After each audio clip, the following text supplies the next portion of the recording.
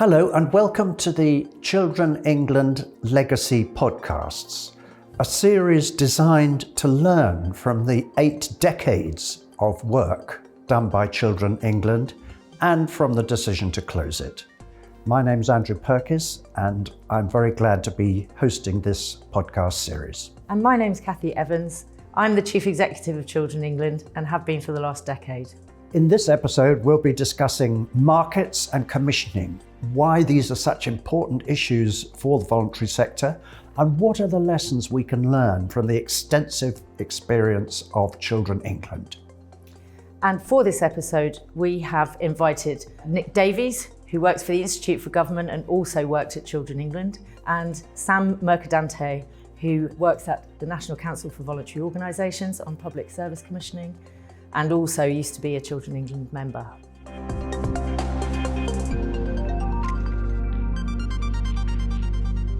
Well, let's start by discussing why markets and commissioning practices are such an important issue for so many charities. I mean, why does it matter? Why are we getting so exercised about this subject?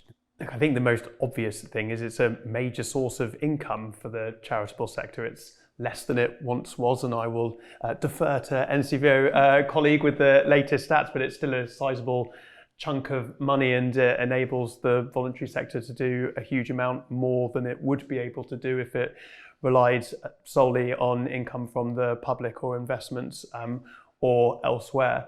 I think the other thing is that clearly charities have always done 2 sets of things. They've always both provided direct support, but they've also campaigned and spoken up on behalf of those that they are working with. And I think increasingly there has been a tension between those 2 roles when voluntary sector organisations have been in receipt of money from government. And sometimes that's just they have not wanted to speak up, and sometimes it's because government has asked them not to speak up or tried to put clauses into contracts to stop them. So I think it's at the heart of the questions about what the role of the voluntary sector is. Sam? Yeah, absolutely agree with all of that. To insert the statistic, so the latest data is from 2020-21, which was obviously the first year of the COVID-19 pandemic. And so the figure was slightly higher because there was a bit more grant income from government that year. But it was about 30% of the voluntary sector's income. The year before that, I think it was about 25 or 26%. So it's an enormous source of income, really important. And, you know, in addition to that tension between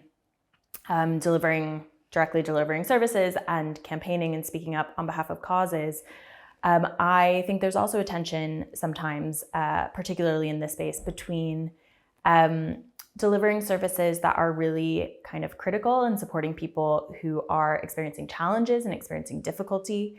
So a lot of public services that are commissioned, but also delivering services and activities that make life better. I think that's an incredibly important role for the sector. And I think in the discourse about charities as public service delivery organizations, that can get lost. And we can really be billed as kind of the last ditch safety net. And, you know, I think charities are very reluctant to walk away when they know that that's the case. But at the same time, you know, we also do things that just enrich life. Cathy, what do you think are the really, really big and important issues about this? So, both Nick and Sam have made really clear that, I mean, across the charity sector, it's a significant means of raising income for what you do. Actually, the proportion of charities who are children's charities have a much higher proportion of income from contracts. Yeah. And one of the great things about being Children England and being 80 years old is that you can see the long line on that. Our members invented many of the services that are now statutory for children when they were voluntary. They were doing it for collectively hundreds of years before the state decided to pass the law, to make the commitment, and then to meet a duty. And so part of the long run picture is that was a partnership. So when charities were doing it, and then government made it statutory, Charities stuck around and said, well, you're not going to be able to do it immediately yourself. We better stick around, transfer the expertise, be there as part of the capacity that already exists. We've already made commitments to the children in our care. Like this wonderful place that we're in today made lifelong commitments to any child who was looked after here. So in that era of public service building, charities were alongside, usually grant funded, may or may not have had a formalised grant agreement. But as things rolled forward, the more clearly it became that this is now a public duty. It's the council who's in control. Some charities backed away from doing that because it wasn't charitable anymore. It was contractual. But the changing power dynamic meant that it kind of seeded in the memory that charities were the inventors of what the councils were now doing. And then we get on the slow evolution of the methods and means and culture of the sector, we end up with competitive contracting, starting in the 80s, compulsory tendering obligations created on councils. Some councils threw their services into the mix of it. Some councils didn't. They just stuck to that being their way of purchasing widgets and stationery and phone equipment. But the sector became increasingly drawn into the growing enthusiasm for thinking about services as a market, for thinking about everything as a transaction. So then I think the sector, both Labour and Tory governments were equally enthusiastic about that idea. Let's divest in a public sector dominance, encourage private or voluntary organisations to do it better for less, and contracting is the mechanism by which we evaluate that. So a lot of our sector, a lot of our members were actually very well adapted to that by the time I came to pick up the reins and start challenging that market. But the emphasis has always been on how to be good at tendering and how to be the best and prove that you're the best in tendering exercises. What we realised and then started to shift focus to was that the processes and assumptions in contracting were already the wrong ones, and that they already not just failed to deliver best value, but created a lot of waste. So charities were competing to do the same thing. Only one won, and then others lost.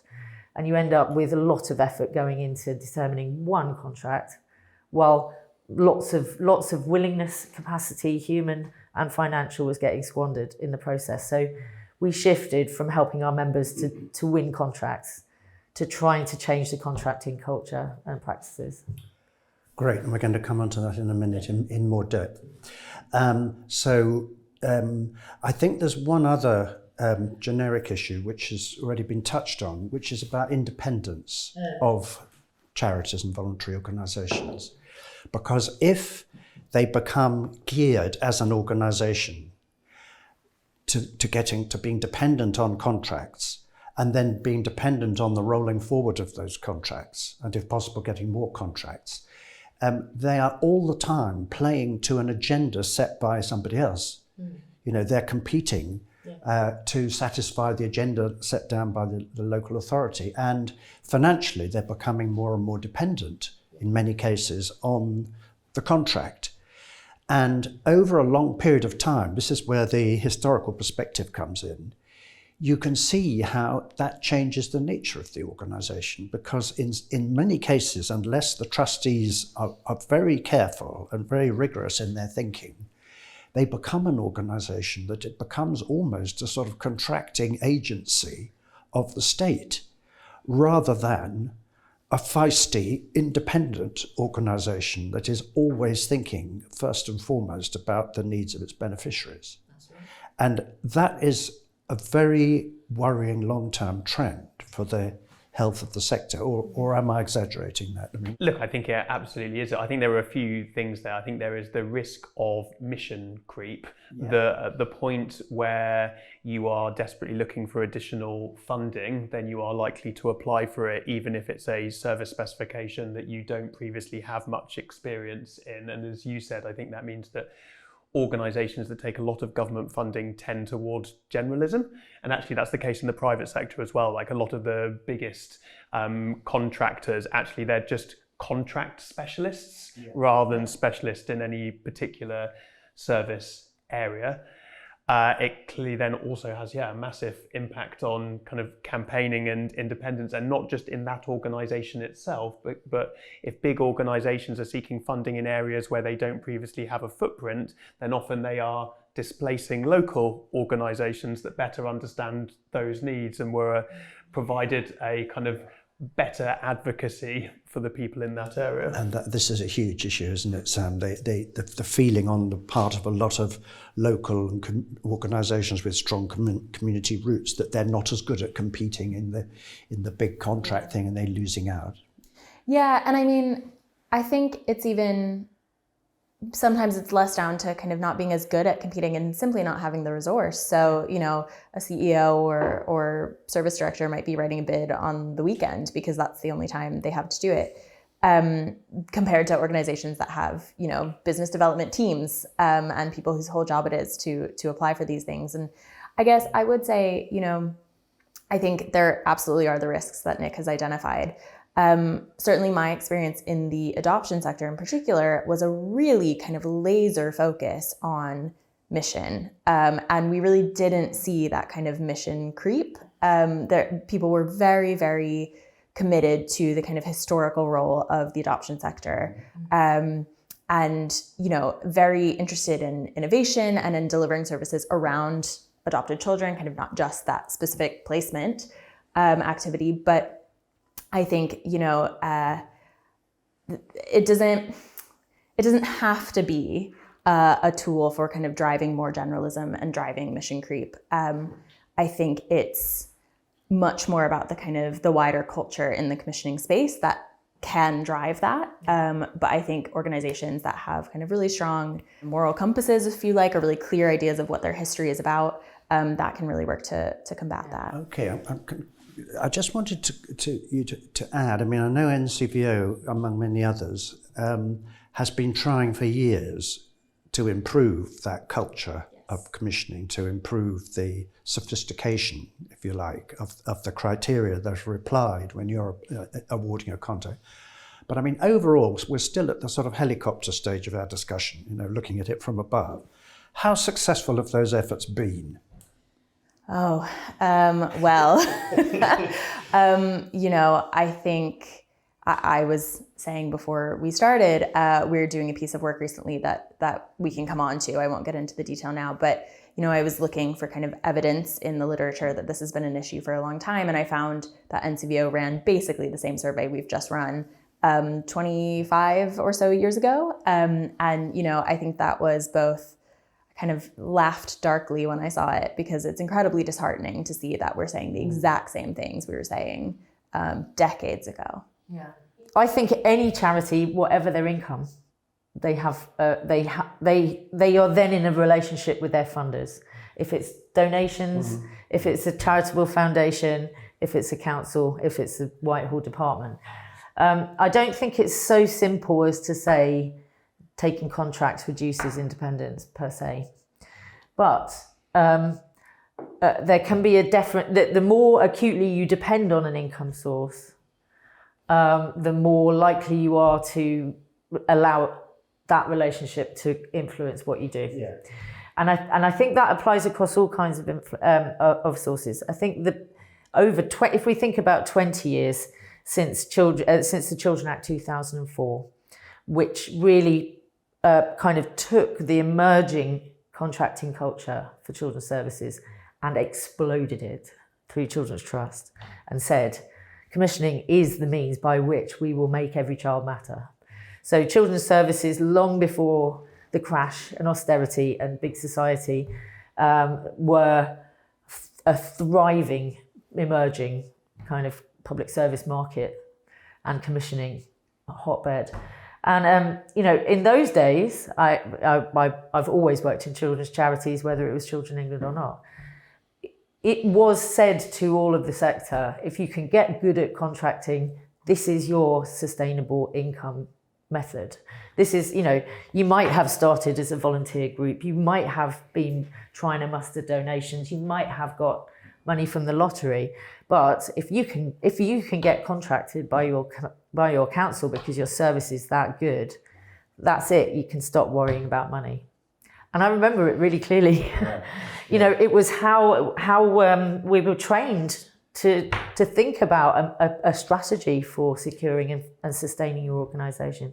So one of the risks that then became very, very serious was that having done that for financial security during the noughties, as soon as austerity started to hit councils that were your market, if you like, or the contracting funds, the commissioning pots, that were the basis for your financial security, then the more you had relied on that and honed your skills at getting good contracts, the more at risk you were from the ways in which money were being cut to public spending. And councils the hardest. So children's services the hardest. It's absolutely devastating, but I think it's a really interesting lesson in how our own sector speaks to itself about what makes for a good, wise charity strategy. In the 2000s, it was wise and smart to get good at getting government money, until government money started becoming the thing that it was really hard to get. And there were voices at that time, I know, warning that over-dependence on a particular source of income was dangerous and risky, and governments could take away what they were giving. And it was wise to have diverse income and to retain your independence, which was the whole core of the sector. But it got swept away in many cases. Are there any other points anybody wants to make while we're still on the helicopter thing? I was just going to do on those cuts. I think it's worth noting where the cuts were made to local authority children's services, because there was a big difference, because spending on child protection and looked after children has grown substantially since 2010, but it's been youth services, wider family services, children's centres that have all been cut to the bone. It's like the kind of more fun, life-enhancing stuff that has been cut. Yeah, and preventative. And preventative, yes, the universal preventative services have been cut. I also think what's so important about having this conversation is government's memory is incredibly short.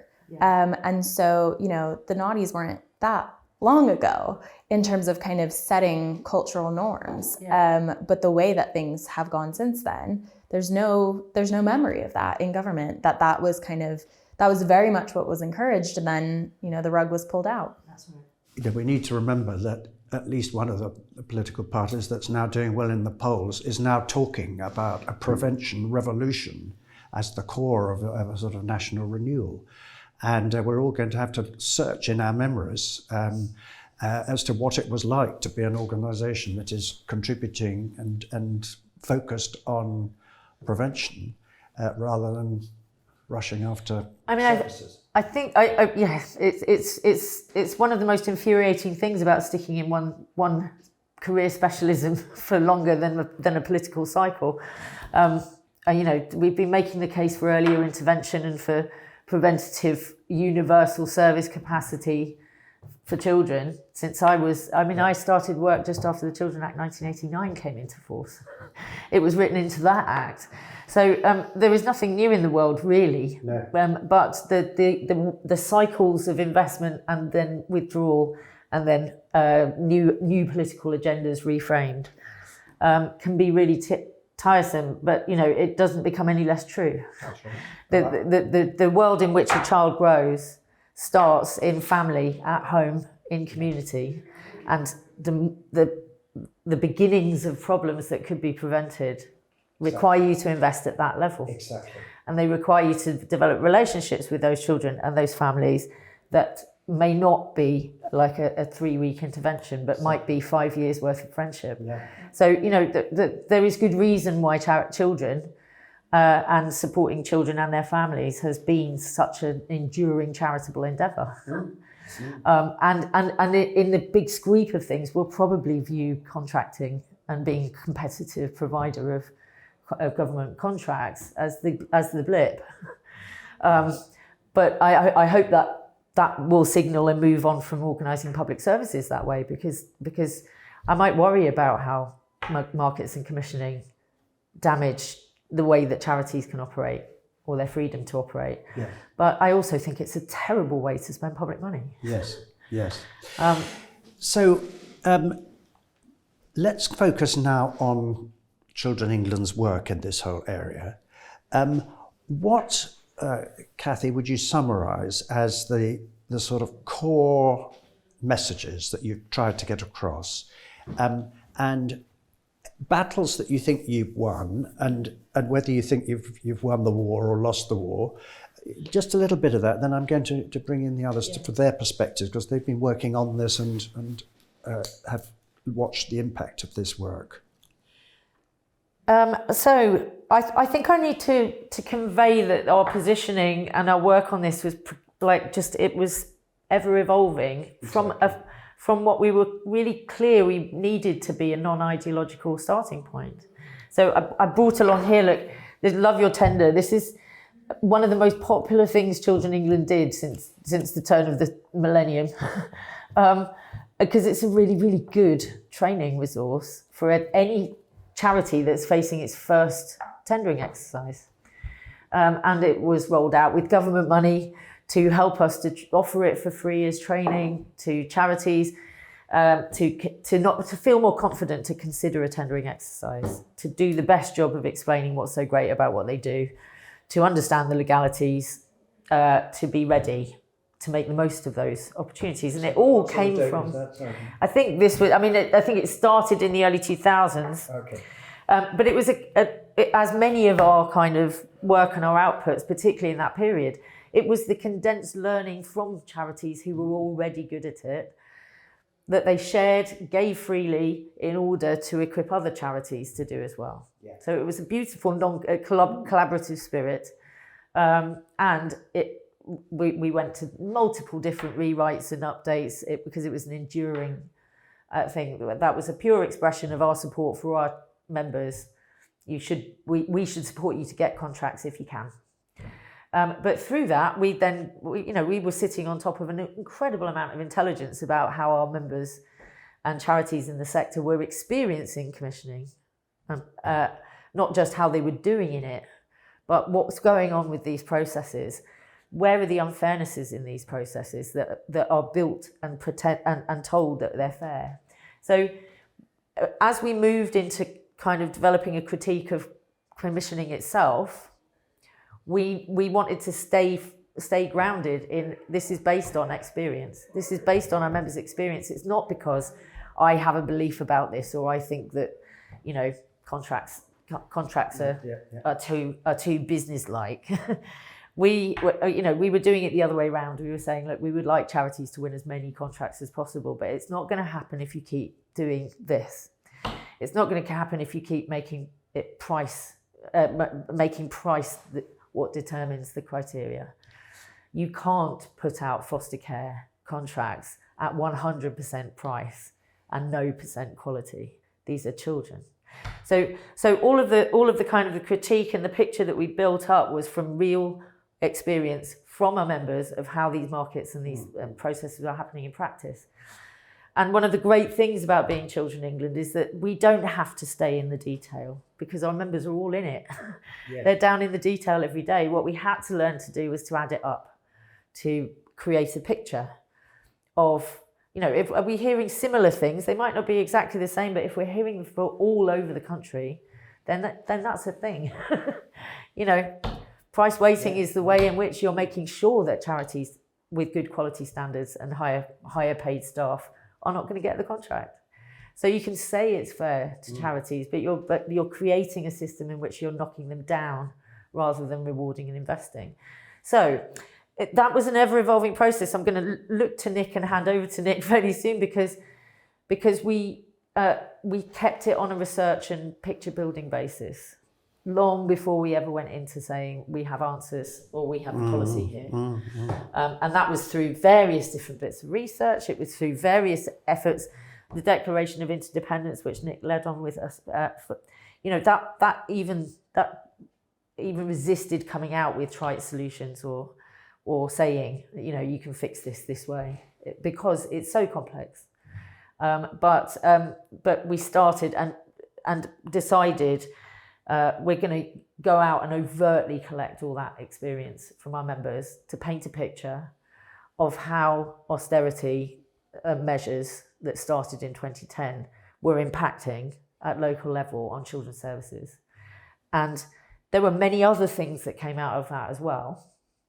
It was really definitely not only about markets and commissioning, but once we started building case studies of what it was costing for charities and councils to do commissioning exercises for money that was not enough and services that were shrinking, that started to really kind of set the tone for us thinking this is systemically inefficient and damaging. Not just charities aren't doing well enough, but this isn't good enough. What do you remember as? When I joined Children England in 2010, we were still very much in that framework of we had a central government grant, we were a strategic partner of DFE, and we were definitely part of the chorus of broad voices saying this is how you get good at tendering, this is important for you if you want to be sustainable in the long term. I think the day Kathy took over was the day that these two things were not related. It wasn't Kathy's fault, but we lost our strategic. We lost the strategic. And so then we had to kind of find a new way. We then did a big bit of policy work called Perfect Storms in 2012, which, as Kathy said, was describing the situation and the impact of austerity then and what we thought the future impact was likely to be. And we described both a perfect storm for organisations in terms of the pressures they were under and the reduction of their income and how that would escalate, and then similarly how that would fit into a wider local storm where pressures on both both public sector providers and voluntary sector providers would combine to create a worse situation. And that didn't have solutions, but I think it described quite accurately, unfortunately, what was happening at the time and what would likely happen as a result of that. I think, as Kathy said, we then moved on to Declaration of Interdependence, which was about asserting the separate importance of the public sector and voluntary sector ethoses, and that those were different, and that was good, but actually how you can effectively combine those for the greatest benefit for the public in those areas that we did with our members, but with also the TUC and a number of, I think, Unite and Unison as well. I was looking back at it this morning actually, and actually the recommendations in there are they're really good, and actually it's good in a way that it stood the test of time, but it's also bad in a way that most of the same issues are still there. We were talking about price-driven commissioning, limited focus on social value and quality, short-term contracts, the important role for grants that was being diminished then and has been diminished further since, problems of subsidisation that have been problems ongoing, and a kind of wider call for a review of the evidence. And, I think all of those issues still stand up.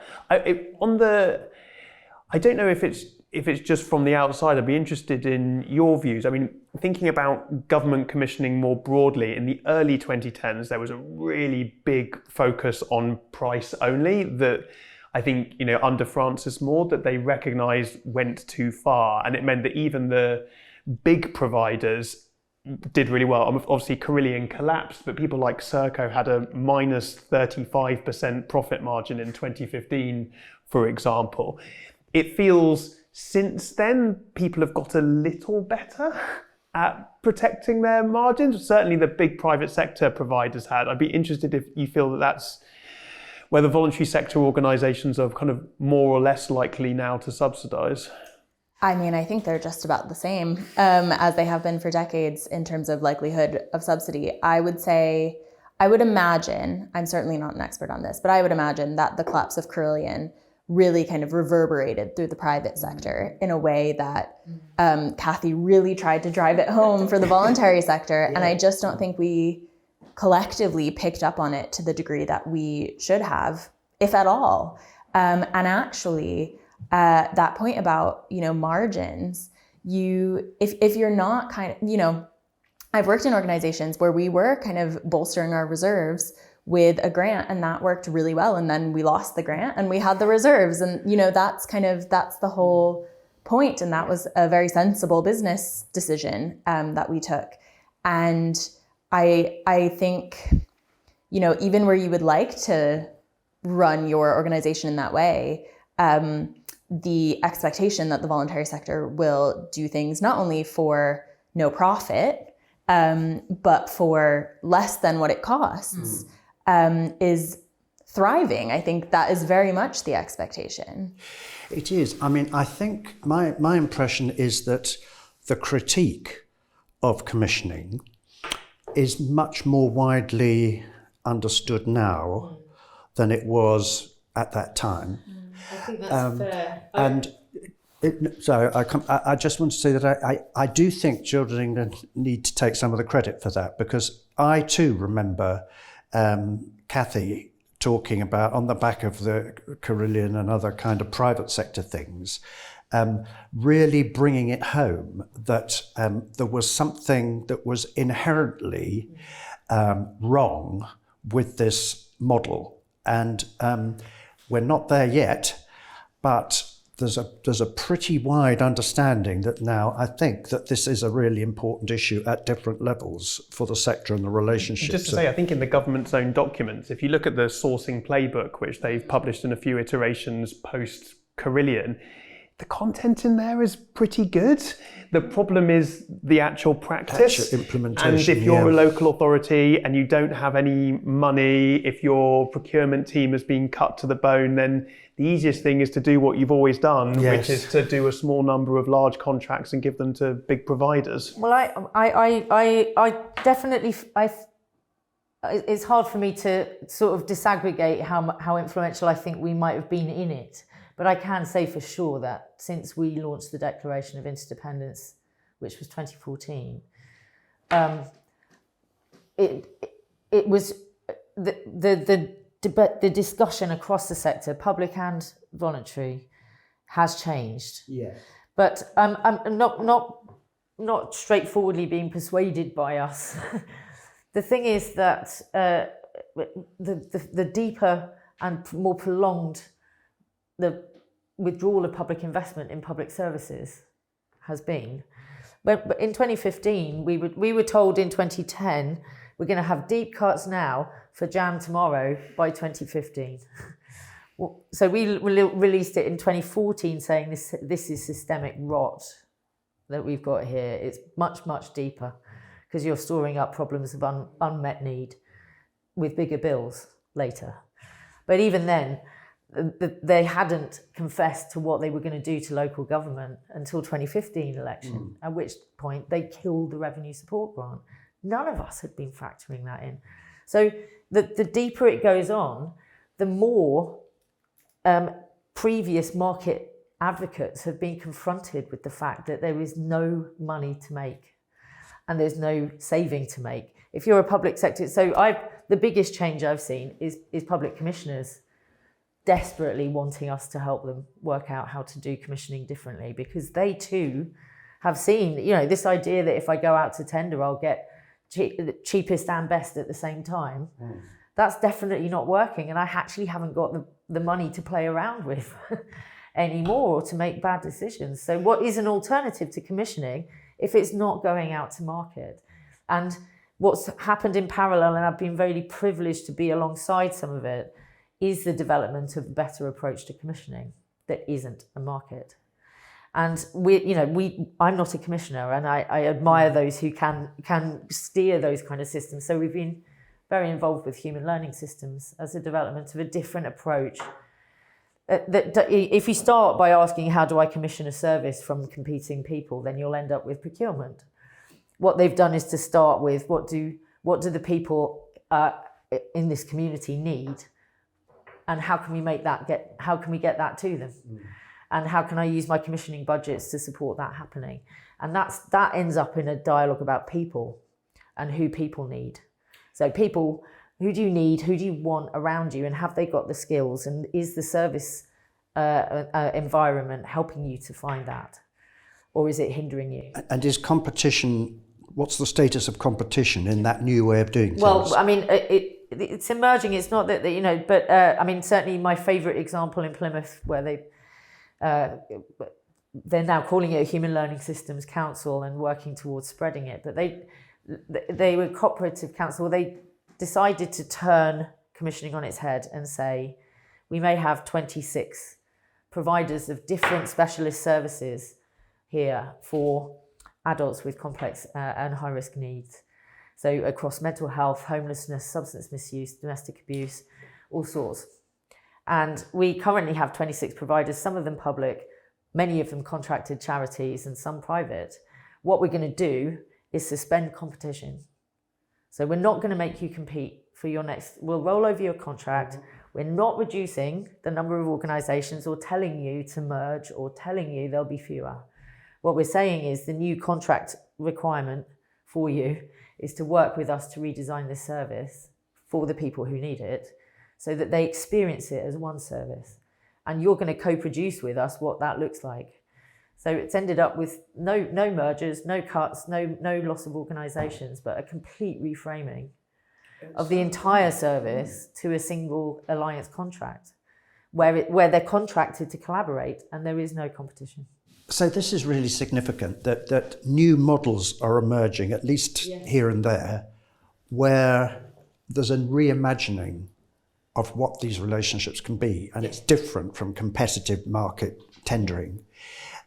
How far are these examples getting out there, getting into the bloodstream? How far are we still under the illusion, as it might be from Children England point of view, that we can sort of tinker a little bit with the traditional model of market competition and all will be well if they're just a little bit more sophisticated? I think some of the really inspiring things that I've become aware of, which I would consider that paradigm shift.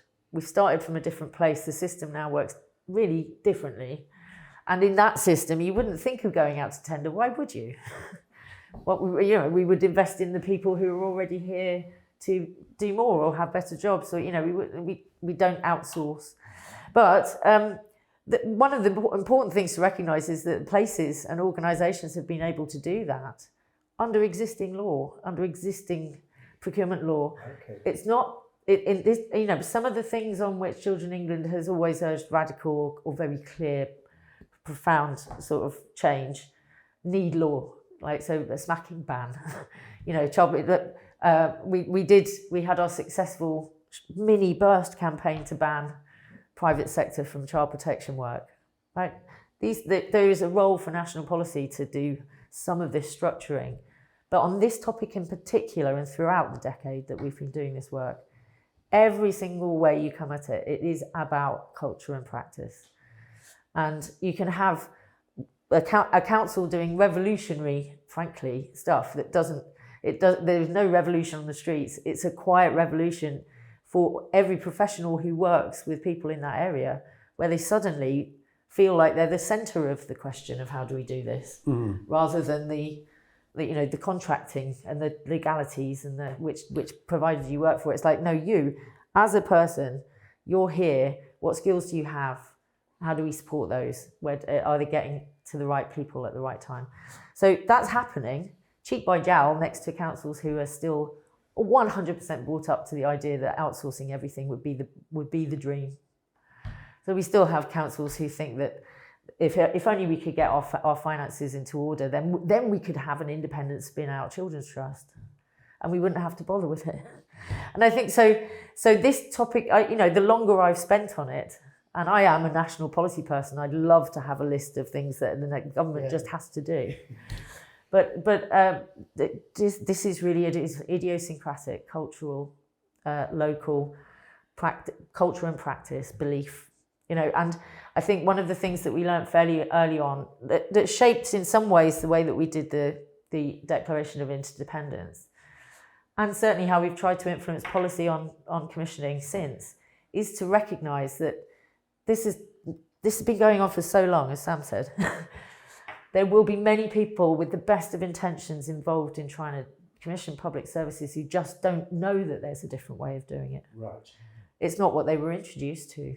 The role of commissioning only existed in this concept of being the kind of the custodian of a market. So I think this is a really important question now, now that sadly Children England is going to close. How is this baton going to be carried forward? I mean, given that there are some signs that things can be an awful lot better without changing the law, who needs to do what? Who is going to try and pick up this tradition of quite rigorous critiquing, but also grounded in the actual requirements and nature of bodies there of organisations on the ground? I mean, look, I think there is a role for infrastructure. I think the kind of incentive sometimes when you're working in an infrastructure organisation is to kind of do lowest common denominator stuff, that you have a variety of members with very different interests and business models, and therefore sometimes there can be a pressure to play it a bit safe. I think what Kathy particularly did really well was saying, yes, that is true, and there are some things that our members will not say, and that is why it's our job to say them instead. Yeah. And so I think Children England did a really great job of combining the sort of practical, incremental changes that everyone was comfortable and could get on board with some of the more radical reimagining of what it could look like. So in terms of who picks that up, I mean, in terms of the incremental stuff, the organisations themselves are very well placed to do that. In terms of the more radical stuff, there will clearly be some more radical members within the membership who are more comfortable saying that. I think it's also for other infrastructure organisations. We talked earlier about a change of government. There are certainly kind of opportunities for a new change in direction in the next couple of years. Everything's going to be a bit harder than it once was because there isn't much money, but there is definitely an appetite to do things differently. I just wanted to tell a little story about when I started at CVAA and very quickly realized that kind of the economics of what was going on in the adoption sector just didn't really quite add up. And I remember asking Kathy if she would just give me some time on the phone so I could kind of ask these series of dumb questions about like, why is this the way it is? And it was incredibly helpful. And it really kind of ignited in me a desire to make that, to articulate that in the work that CVA was doing and now in the work that I'm doing at NCVO. I think Nick's absolutely right. Like NCVO, it has a recent history of being a little bit challenging to its members. So we published a report called Rebalancing the Relationship that was about the relationship between large organizations and much smaller ones in delivering services together through grants and contracts.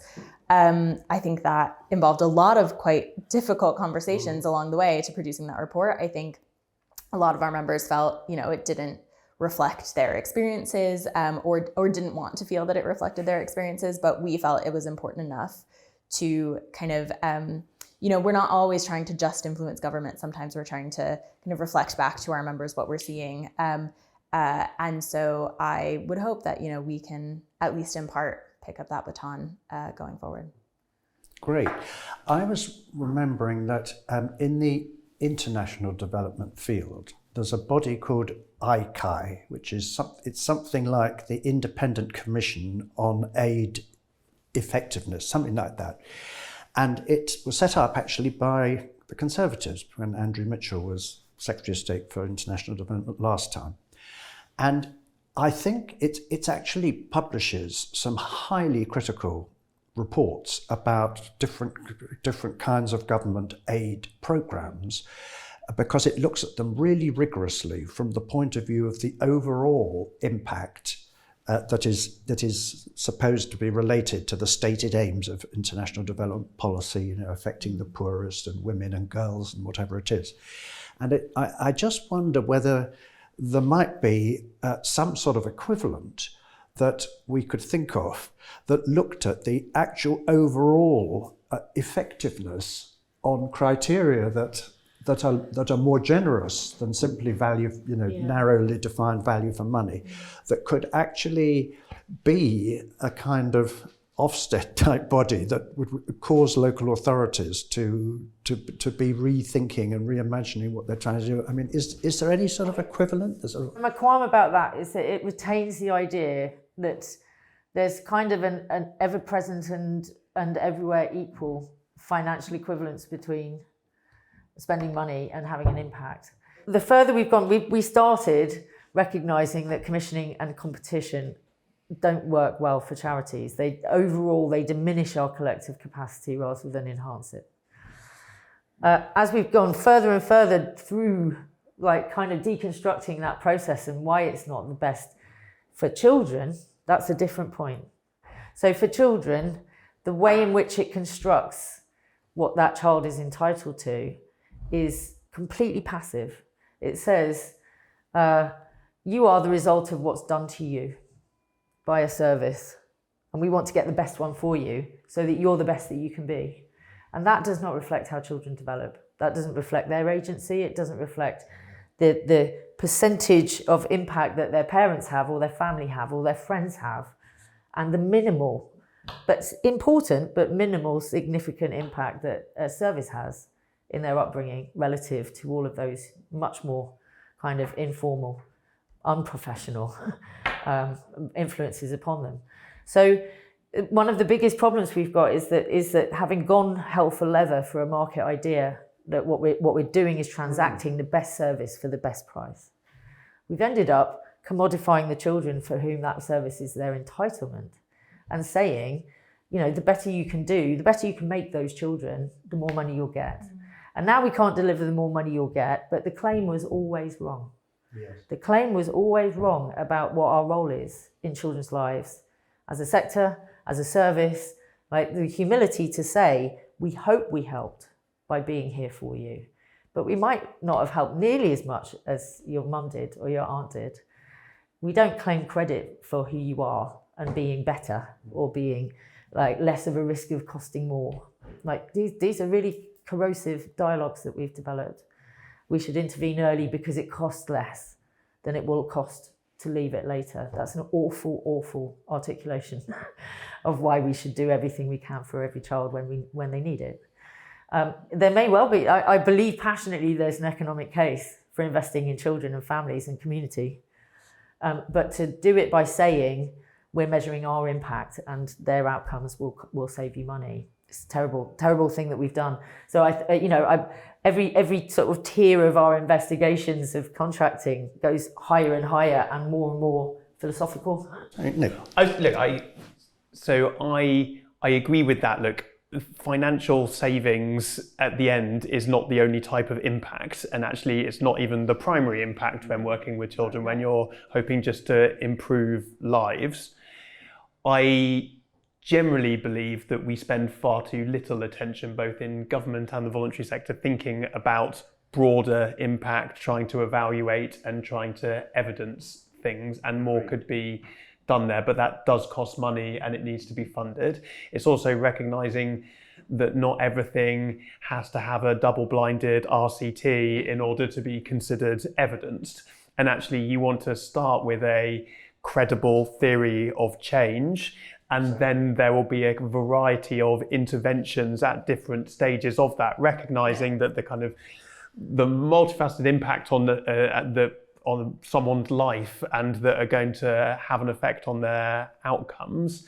And then you can try to build up the evidence for each of those interventions, and then you can try to reassess your theory of change, and you can evolve that over time. So I'm very supportive of that, whilst also recognising that it's difficult to measure some of this stuff. It's obviously much easier to measure inputs and outputs than it is to measure outcomes. And actually, even if you effectively evaluate a program delivered by one organization in one area, how transferable that is to different contexts, it might not be at all. And actually some of the What Works centres have done really good stuff on that. They're like, value for money, great; impact, great; doesn't transfer at all. Yeah. Because, as we were talking about earlier, some of the intangibles like personalities and high quality leadership and relationships, that it's really difficult to measure.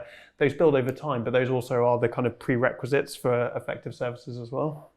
So I would like to point people who are interested in this topic and the kind of philosophy of our work, or the drive towards questioning current culture. Do check out humanlearning.systems. In terms of a website, it is the home of a growing practical group of experiments and actually putting change into action of various kinds, whether it's whole authority or just taking an organisation and undoing the transactional KPI framework in which they think about themselves and thinking about it the other way around. Mm-hmm. What we're doing is human. What we are obliged to do is to learn, not to monitor, but to learn. And we all operate within systems, human and economic. And so that is a growing body of really rooted practical change and change makers in localities. No heroes, no kind of no new models. We did toy with calling it a new models army at one point. And then we said, but we're not preaching about new models. We're just encouraging people to deconstruct this one and get back to the human nature of it. So do check that out. And I definitely continue to encourage all of our infrastructure bodies to keep on top of this, because as I say, I think it's an area where I've long been frustrated, whether it's politicians or members of the charity sector themselves, who don't talk about us as part of the economy. Mm-hmm. Talk about, we hear, maybe you can have some more money for what you do if the economy gets better. It's like, well, we're part of the economy. Like we are affected by it. We are employing people. We are either helping people who might be able to get back to work, or we're not. We are spending money. We are costing money. We are paying bills. We are doing everything. We are a function of the economy. So what ails us is what ails the economy. And if we can think of better ways of doing this and getting away from this very, very simplistic idea of what counts as good value and growth, then I think it would be really good for our whole economy. I think we can lead the way in all sorts of different ways of saying you can make good decisions and spend money well without thinking it's a market decision.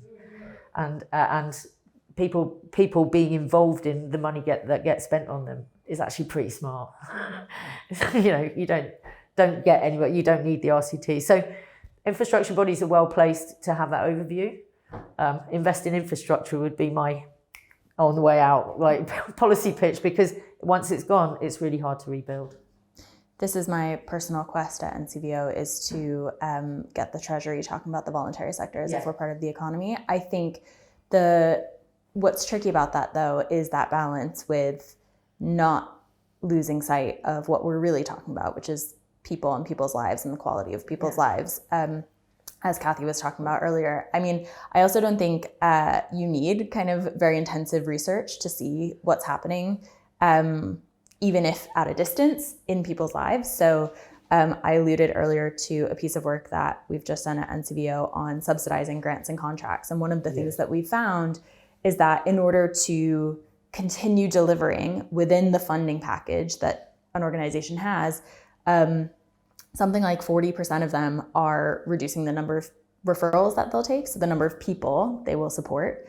And about a quarter are changing the types of referrals that they'll accept, which is kind of code for we are going to help with less complex needs, because that means we don't have to hire the senior specialist. We can hire the kind of officer level, and kind of making these decisions for, in theory, long-term financial sustainability, but we can even see a little bit by proxy, but we can see what the impact is on people of those underfunding decisions. Well, I just hope that this has been a helpful discussion for anybody listening, because it's a very important legacy, really, that Children England in particular has left, and all is not lost. You know, there are some really interesting kinds of new ways of imagining how these things can be done better, and there are organisations that are in a good position to try and carry that forward. And I think that there are lots and lots of important lessons in the Declaration of Interdependence and some of these other documents that must live on, actually, and will help to educate sort of further new generations of people in the voluntary sector and beyond.